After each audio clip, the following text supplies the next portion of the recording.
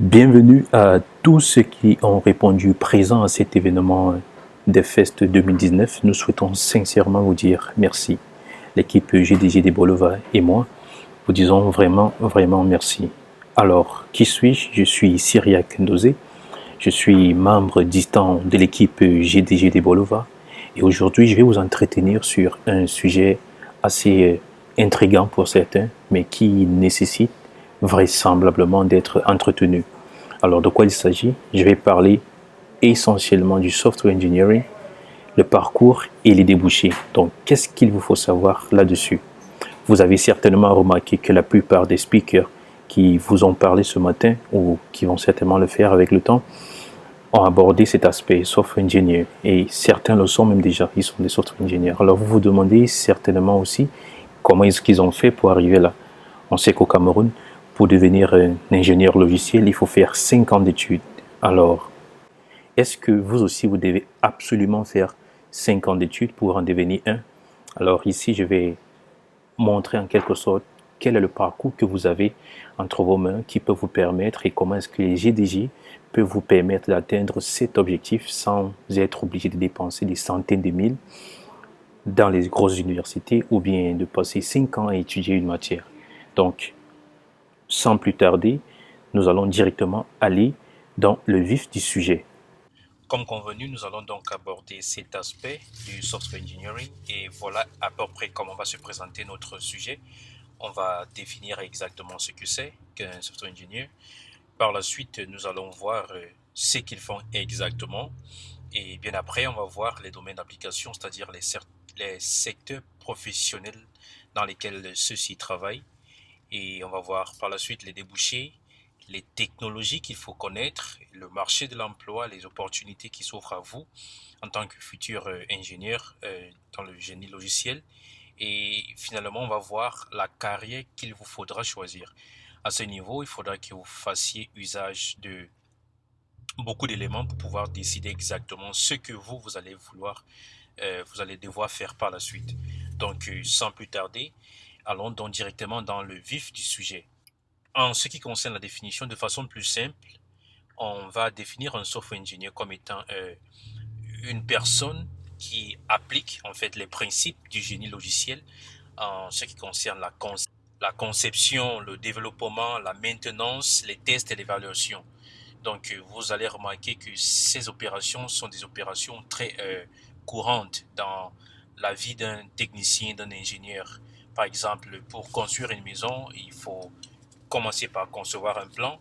Ensuite, il faut développer celui-ci, construire la maison en elle-même. Et puis, une fois qu'on y habite, on va la maintenir. C'est exactement la même chose avec le software engineering. Celui-ci, cet ingénieur va concevoir un logiciel, il va le développer, il va le maintenir avec les différentes mises à jour. Par exemple, votre application Facebook dans votre téléphone.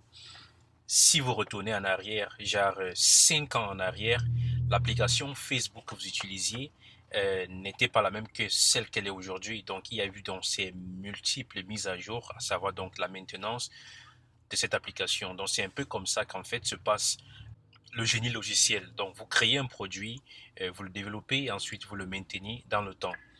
Donc, par la suite, nous allons donc voir les, les industries qui ont besoin des ingénieurs qui font dans ces différents domaines. Eh bien, en ce qui concerne les industries, il y en a plusieurs. Il y a l'industrie aéronautique, le transport, l'environnement, l'informatique en elle-même, la santé, les procédés industriels, l'énergie, éclairage, et ensuite la sécurité. Donc, c'est en fait, voilà, en fait, les plus grandes industries où n'importe qui détient des savoirs, un savoir-faire en génie logiciel peut très facilement entrer dans le marché de l'emploi dans ces différentes filières-ci. Donc, vous n'avez pas besoin de vous inquiéter pour le fait qu'il n'y aura pas de boulot. Non, il y aura toujours le boulot car ces filières vont toujours exister. Ces domaines vont toujours exister. Donc, voilà. Maintenant, donc, nous allons voir les différentes technologies qu'il vous faut connaître et quelle technologie vous permet de faire quoi exactement. Donc, sans plus tarder, allons voir les technologies qu'il vous faut connaître pour devenir un software engineer ou alors faire du génie logiciel. Et donc, en ce qui concerne les technologies, je les ai regroupées en 5 plus grandes catégories. Ces 5 plus grandes catégories sont les catégories qui constituent en gros les plus en demande. Donc, j'ai choisi celles qui sont les plus en demande, celles qui sont les plus demandées sur le marché de l'emploi. Et donc, parmi les 5, nous avons le data science, donc la science des données, l'intelligence artificielle, la programmation, les systèmes autonomes et le cloud computing. Donc, ces 5 filières, en fait, je pense, vont embrasser tous les différents domaines dans lesquels quelqu'un qui veut faire du software engineering va vouloir intégrer. Alors, quel que soit ce que vous allez souhaiter faire, je suis certain que cela sera très directement rattaché à une de ces filières listées ici. Donc, en ce qui concerne la science des données, c'est-à-dire le data science, vous pouvez par exemple voir qu'il y a ces 4 principaux domaines qui figurent. Ceux-ci sont les plus en demande. En ce qui concerne l'intelligence artificielle, voilà ceux qui sont les plus en demande. Le machine learning, le deep learning, l'intelligence, le machine learning, le deep learning et ces 2 autres encore. Si vous voulez par exemple faire de la programmation, vous allez beaucoup plus vous attarder sur le front-end, le back-end, ou alors ceux qui s'intéressent beaucoup au développement mobile pourront embrasser le développement sur iOS, donc pour les iPhones, ou le développement sur Android. Et bien plus encore, vous avez d'autres spécialités qui seront rattachées, mais toutes seront listées ici. Ceux qui aimeraient, ceux qui s'intéressent par contre au système autonome, genre les véhicules qui sont capables de rouler tout seuls, les robots qui sont capables d'effectuer certaines actions tout seuls sans avoir besoin de l'intervention humaine, alors ce sera dans cette filière-ci que vous allez pouvoir trouver votre compte. Parce que ici, nous avons une marque de voiture très célèbre appelée Tesla qui est capable de rouler toute seule. Alors, cette entreprise, par exemple, se sert des technologies étudiées dans ce domaine-ci pour pouvoir créer des véhicules de ce genre.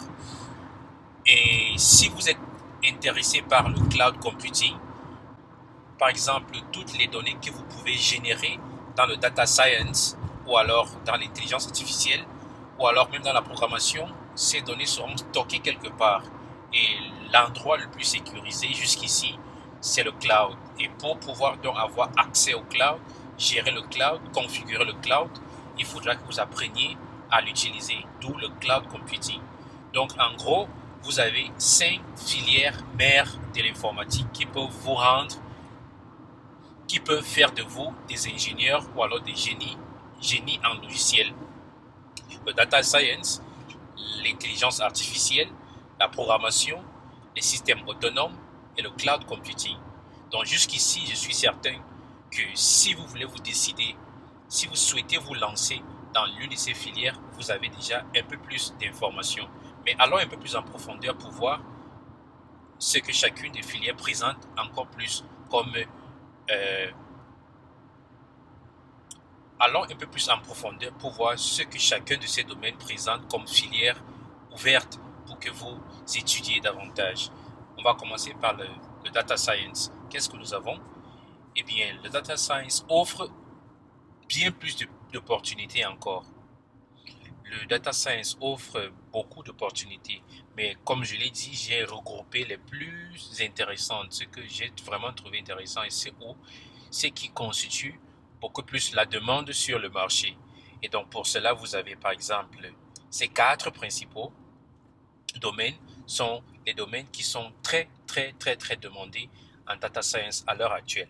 Par exemple ici, vous avez ce que vous allez apprendre comme langage qu'il faut d'opérer des actions dans ces filières. À part le data science, vous avez aussi l'intelligence artificielle, comme je l'ai dit, qui a aussi beaucoup de domaines, mais les 4 regroupés ici constituent les filières, les domaines mères de l'intelligence artificielle, parmi lesquels le Natural Language Processing, par exemple celui-ci, pour ceux qui utilisent des iPhones, Ceci vous permet de créer une intelligence artificielle capable de mimer les gestes, la parole, de tout ce que fait un être humain. Alors ce sera à ce niveau-ci, pour ceux qui s'y intéressent, que vous allez pouvoir apprendre tout cela. Ceux qui s'intéressent encore au trading, si vous voulez apprendre comment faire du trading, c'est-à-dire, je ne sais pas comment expliquer le trading en français, mais si vous voulez créer un robot qui est capable de trader pour vous, c'est-à-dire acheter, je pense, ça veut dire acheter des actions en ligne et les revendre et vous faire des bénéfices avec, vous pouvez créer un robot en utilisant l'intelligence artificielle de façon à ce que toutes les tâches effectuées en ligne soient autonomes. Vous avez le computer vision, vous avez le product manager AI. Donc par exemple, celui-ci vous permet d'être capable de gérer des produits de l'intelligence artificielle, de les concevoir, de les mapper, de les designer, par exemple. Donc voilà, en quelque sorte, les filières mères qui sont intégrées, qui vont avec l'intelligence artificielle.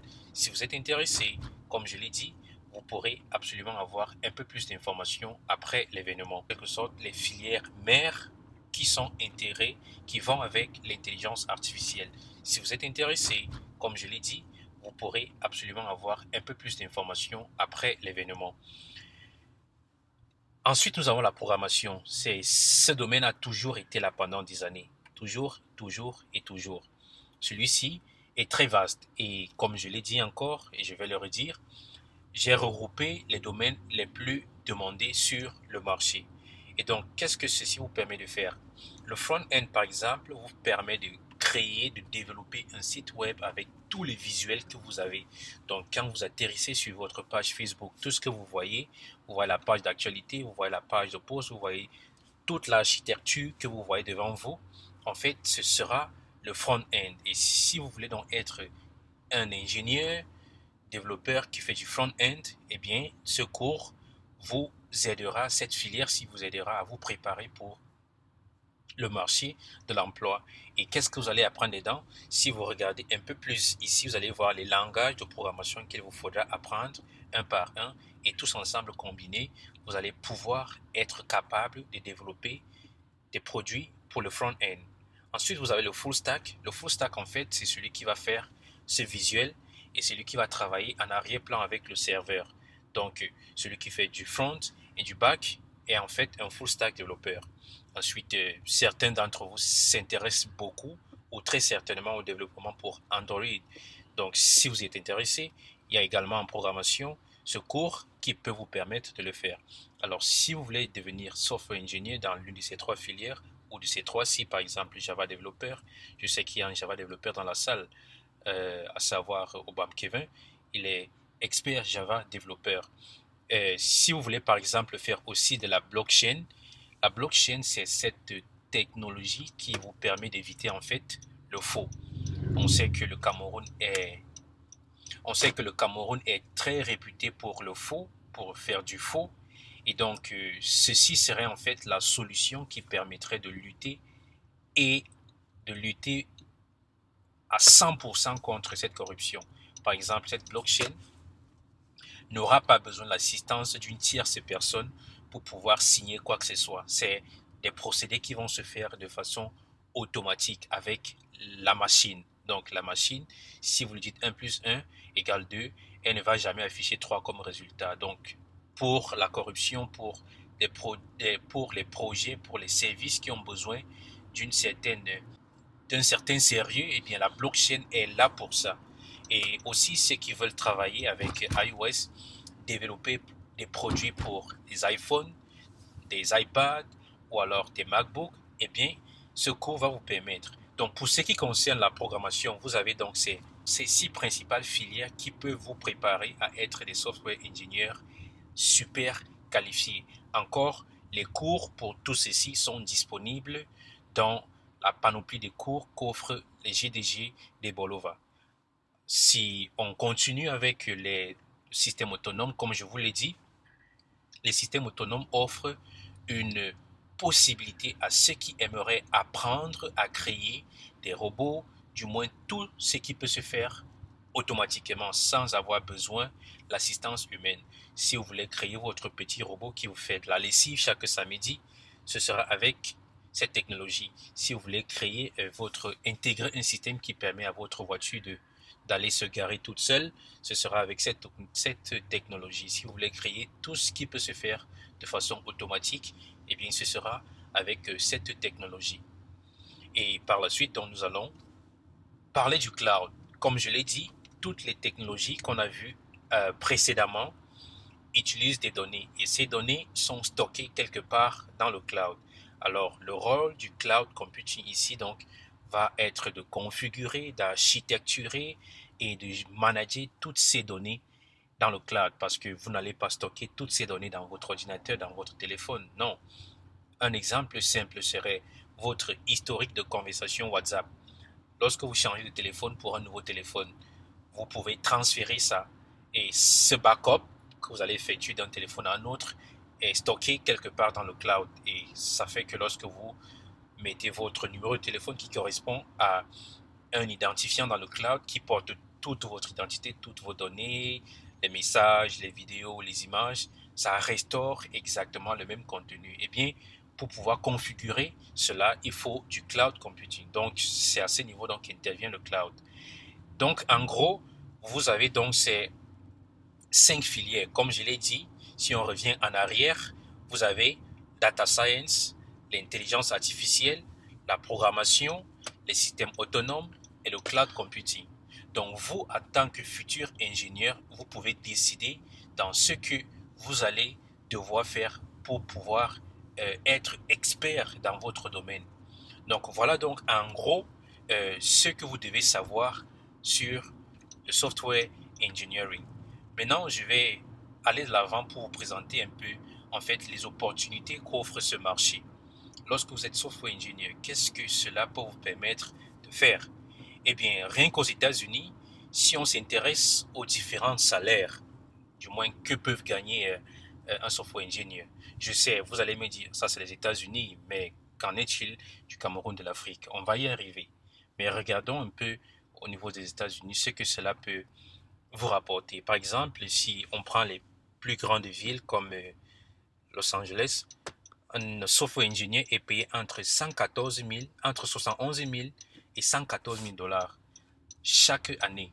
Alors, 114 000, c'est presque dans les, je pense, c'est environ 80 millions. Donc, s'il faut diviser cela par 12, vous voyez ce que vous pouvez gagner par mois. Ça peut mettre plus, je pense. Donc, on a pris les plus grandes villes ici. Par exemple, vous voyez, à ce niveau, si on s'intéresse, par exemple, à San Francisco, qui est la ville qui porte le plus grand nombre d'ingénieurs aux États-Unis, car c'est là-bas que se trouvent Google, Microsoft, Facebook, du moins toutes les plus grandes compagnies informatiques que vous connaissez. Donc à ce niveau, le salaire, l'un des salaires les plus grands le salaire, à ce niveau, le salaire des software engineers est entre 80 000 et 130 000 dollars l'année. Donc c'est presque environ 4 millions à 5 millions de francs CFA chaque mois que vous pouvez gagner. Et je vous assure, ce n'est pas impossible. Mais bon, voyons à présent si c'est possible de le faire depuis là où vous êtes. Eh bien, j'ai trouvé ce graphique. Je ne sais pas si vous pouvez le voir, mais c'est un graphique en fait qui présente les software engineers qui travaillent en freelance. Ça veut dire que, par exemple, Google a besoin de 5 ingénieurs au Cameroun qui vont faire une certaine tâche selon le territoire. Ou alors, une compagnie a besoin des ingénieurs qui doivent travailler sur un projet. Alors vous, avec vos connaissances, vous allez dire, hey, je suis Camerounais, je suis capable de faire ceci, ceci, ceci, ceci, et donc je suis intéressé. Et donc, vous allez devoir rendre vos services en ligne. Et c'est là, en fait, les gars, l'avantage de l'informatique. Parce que tout ce dont vous avez besoin, c'est votre ordinateur. Même si vous êtes à, à même si vous êtes à Mangame, même si vous êtes à Azem, même si vous êtes à, je ne sais pas moi, Angelmanduka, dès que vous avez Internet et votre ordinateur, vous êtes capable de pouvoir gérer tous les travaux en ligne. Vous n'avez pas besoin d'avoir un bureau, vous n'avez pas besoin d'être dans un endroit spécifique, vous n'avez pas besoin de plus qu'un ordinateur et de votre savoir-faire. Et donc, dans ce graphique-ci, on présente un peu plus les pays où on embauche les software ingénieurs à distance. Et donc, vous voyez que l'Inde est en premier parce qu'ils sont vraiment très utilisés ici. Donc, les Indiens ont gagné le marché avec leurs services. Ils sont capables de vous offrir n'importe quel type de service d'un ingénieur à distance. Ensuite vient le Bangladesh et ensuite vient les États-Unis, le Pakistan. Donc, si vous connaissez des plateformes comme Upwork.com, Freelancer.com ou bien Fiverr.com, ces plateformes, c'est les Indiens, les Pakistanais et les Bangladesh. Donc, voilà à peu près les opportunités qui sont accessibles à vous. Parce que quand j'ai regardé de près, il n'y a que le Kenya, le Nigeria et peut-être même encore l'Égypte parmi les pays africains qui travaillent en tant qu'ingénieurs à distance dans les entreprises. Pourquoi pas vous? Si ceux-ci sont capables de le faire et que vous avez aussi les connaissances, pourquoi ne pas essayer de saisir cette opportunité de travailler à distance en tant qu'ingénieur et rattaché à une compagnie? Personnellement, je connais 5 personnes, 3 à Yaoundé, 2 à Douala, qui travaillent avec des compagnies américaines, allemandes et anglaises, étant au Cameroun. Et ils ont un costaud salaire. Donc, si ces personnes peuvent le faire, vous aussi, quel que soit le domaine que vous allez devoir choisir, vous pouvez aussi le faire et devenir software engineer et travailler à distance. Ce n'est pas impossible, c'est totalement possible. Quand vous avez obtenu toutes ces informations, ce que vous pouvez faire, les opportunités qui s'offrent à vous, une question se pose, c'est ok, qu'est-ce que moi personnellement je vais choisir? Qu'est-ce que je vais vouloir faire? Pour pouvoir décider de ce que vous allez faire, il faudrait que vous basiez sur beaucoup d'éléments. Alors, quels sont les éléments? Par exemple, le premier élément serait l'amour que vous portez pour l'un des domaines cités. Si par exemple vous remarquez que vous portez très généralement un intérêt sur la façon dont fonctionnent les applications mobiles, vous aimez créer des petites applications sur téléphone, sur iPhone, alors ça veut dire que devenir programmeur, c'est votre domaine à vous. Si votre cerveau est plus orienté à créer des choses qui se font automatiquement toutes seules, sans avoir besoin de l'assistance humaine, alors les systèmes autonomes, c'est pour vous. Si par contre vous avez plus tendance à aimer le graphisme qui se passe sur un site internet lorsque vous le visitez, vous voulez créer votre Facebook à vous, vous voulez concevoir une plateforme qui, par exemple, réunit les étudiants pour faire ceci ou cela, eh bien, le web, c'est pour vous. Si, par exemple, vous voulez créer, en fait, n'importe quoi, tout ce que vous avez en idée, orientez votre décision en fonction de votre goût. Donc, en fonction de vos besoins, en fonction de votre passion. Donc, ça, c'était le premier élément. Le second élément a un rapport à voir avec les ressources.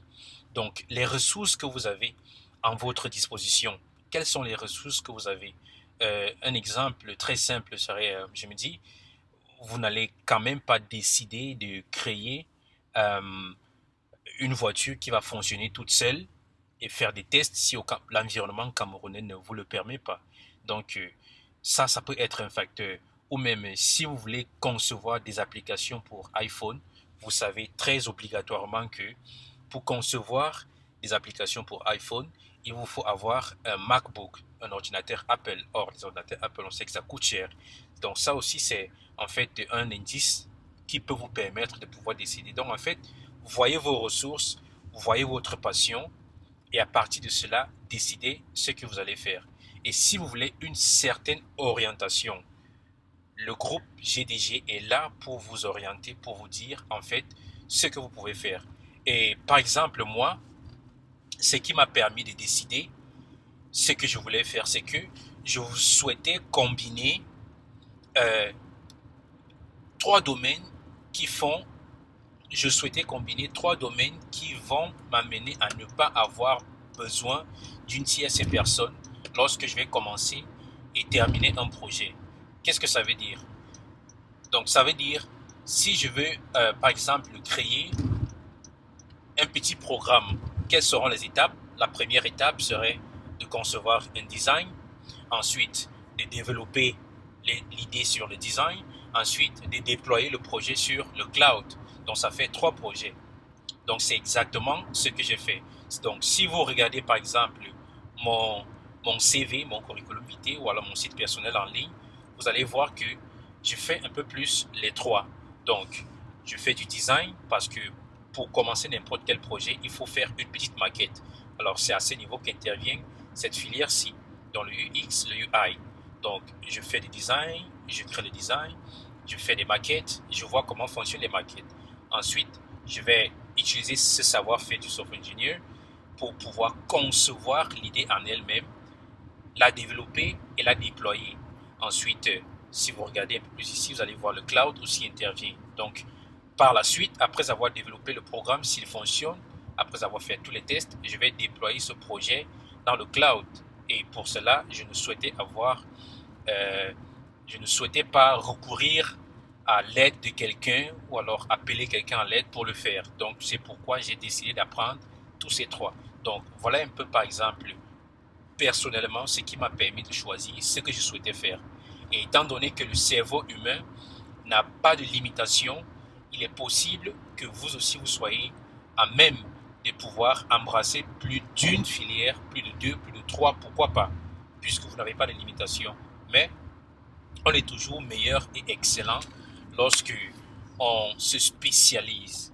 Et pour moi, personnellement, je suis spécialisé dans le UX et le UI. C'est pourquoi vous voyez, j'ai une note de 9 sur 10 là-dessus parce que je suis très à l'aise dedans. Le code et le cloud, je peux être entre 8 et les instructions, ça, c'est pas très nécessaire. Donc, pour ce qui vous concerne, vous avez donc ces différents éléments. Comme je l'ai dit, votre situation actuelle, les ressources que vous avez et la passion que vous avez pour ce que vous souhaitez faire. Donc, en gros, je suis certain que, comme nous sommes à la fin de cette présentation, vous avez déjà une idée générale sur ce que c'est qu'un software engineer, donc génie logiciel, les opportunités qui s'offrent à vous et ce que vous pouvez faire et comment pouvoir décider si vous voulez embrasser l'une de ces filières et devenir vous aussi un software engineer dans la filière que vous aurez choisie. Et donc, voilà la fin. C'est la fin de la présentation. Je tiens sincèrement à vous remercier pour avoir écouté toute la présentation avec moi. Et si éventuellement vous avez des questions à poser, l'équipe GDG est encore là après l'événement où vous pouvez entrer dans le groupe GDG, poser toutes les questions. Vous pouvez me suivre dans les réseaux sociaux. Je suis très actif dans Instagram, Facebook et ainsi je pourrais vous aider. Si vous avez besoin de support vidéo pour les cours, contactez les GDG. Ils me tiendront informés des besoins et puis je ferai ce que je peux à mon niveau pour pouvoir dispenser les cours nécessaires et les encadreurs des GDG pourront ainsi vous suivre dans n'importe quel domaine que vous souhaitez faire. Une fois de plus, je vous dis merci. C'était Cyriac Ndosé depuis San Diego en Californie. Ciao.